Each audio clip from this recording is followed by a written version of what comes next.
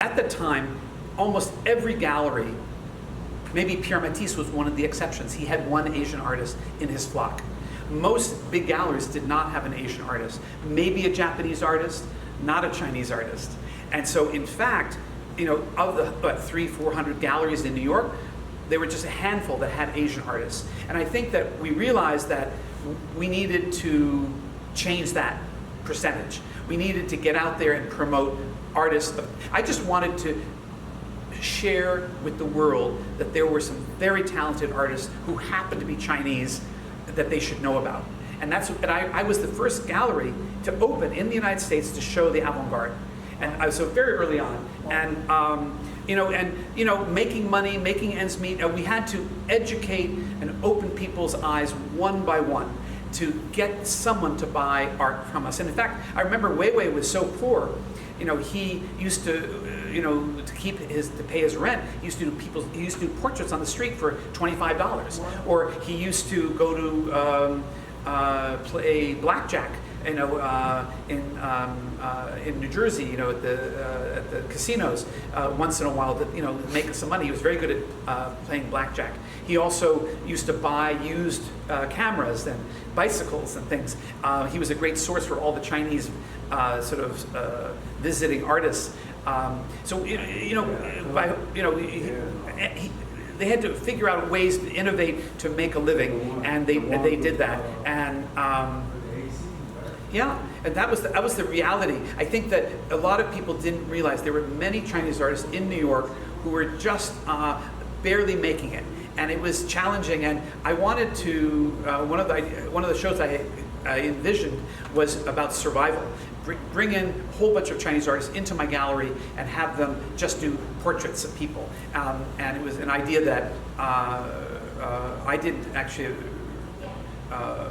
make until this day, but someone else had took my idea and did it somewhere else. It was sort of interesting. But anyway, I have many ideas, so I'm not worried about people copying me. But I think the point is, I wanted to share with the world that there were artists in China who were incredibly original and powerful and had a voice, and I wanted people to listen to them.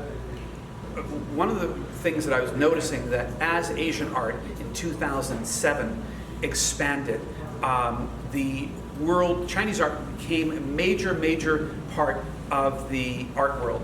And in fact, though, every Art Basel Miami, a lot of those Asian artists weren't being shown here. And if I showed Asian art, it was a challenge to actually make ends meet.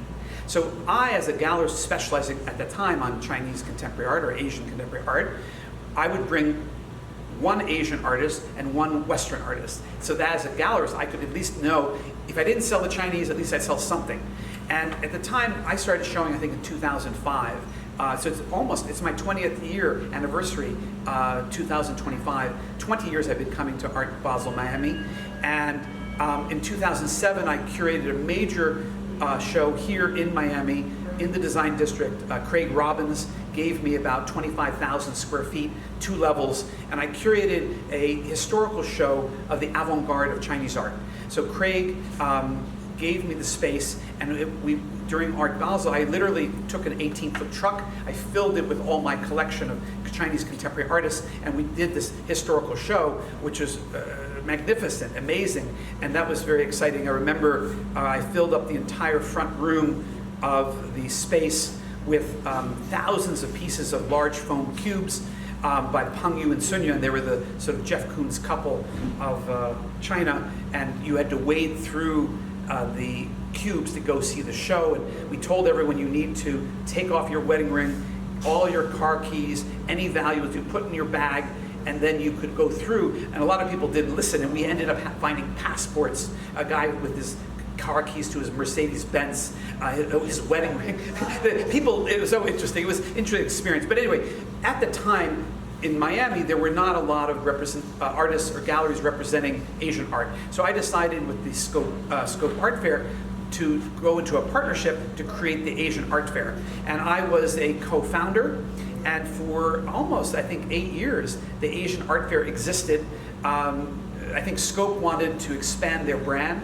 They had supposed investors who were going to bring lots of money in, and so it was really a work of love that we started the Asian Art Fair. In fact, I invited Vishaka Desai, who is the president of the Asia Society, to fly down from New York to give our inaugural speech when we opened our first fair, and I was in charge. We had very little budget. The money never really came, but the art fair survived because the galleries sold enough Asian art here in Miami to make an impression.